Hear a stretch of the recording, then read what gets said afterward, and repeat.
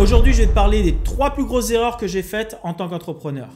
La deuxième grosse erreur que j'ai faite, surtout quand je me suis lancé dans l'entrepreneuriat, c'est quand j'ai commencé à avoir des assistants virtuels et des employés, je prenais des décisions qui étaient trop émotionnelles. C'est-à-dire que j'ai gardé des gens bien trop longtemps dans ma compagnie alors que j'aurais dû les laisser partir parce que ce n'était plus un bon fit, elles n'allaient plus avec ma compagnie. Le problème, c'est que je les aimais bien ces personnes en tant que personnes.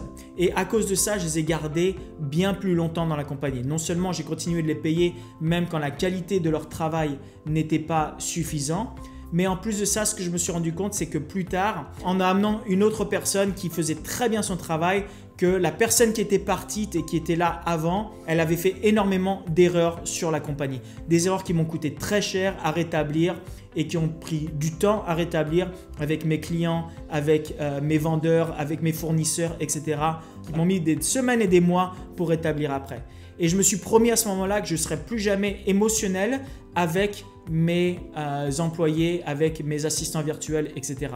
C'est-à-dire que je serai toujours un patron honnête, un patron qui est clair, qui est ce qu'on appelle fair. Mais ce que je ne ferai pas, c'est que je ne laisserai pas mon opinion d'une personne changer l'opinion que je dois avoir par rapport au job en lui-même.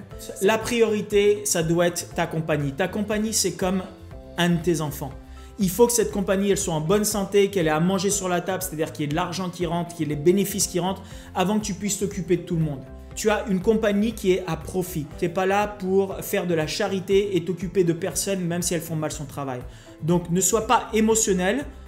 Priorité reste sur la compagnie parce que quand la compagnie marche bien, là tu peux t'occuper de plusieurs personnes et tu peux t'occuper de plusieurs employés qui travaillent bien.